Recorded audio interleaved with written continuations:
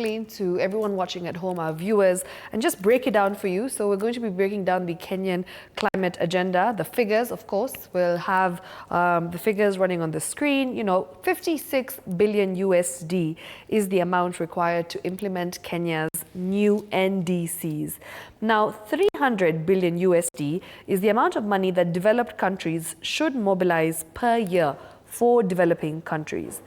There is 62 billion USDs, that is the amount of money that Kenya projected will be required for mitigation and adaptation actions across sectors up to 2030. And the source of that is the Ministry of Environment, 2020.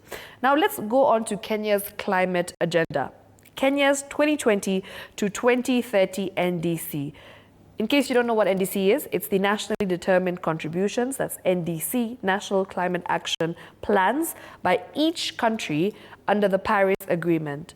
So they sought to abate greenhouse gases emissions by 32% by 2030, and this is in line with Kenya's Sustainable Development Agenda through a low carbon and climate resilient development pathway.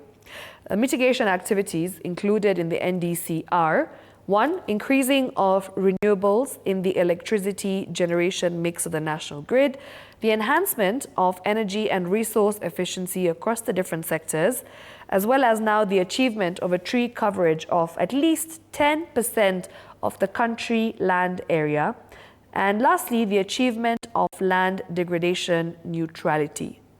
Right, so remember, this is, a few things, a few figures for you to be able to understand better on what exactly Kenya's climate agenda is. Right, we're having a conversation in studio with my guests, and we'll continue to do that. Now we'll be moving over to you, Eunice, and ask you the same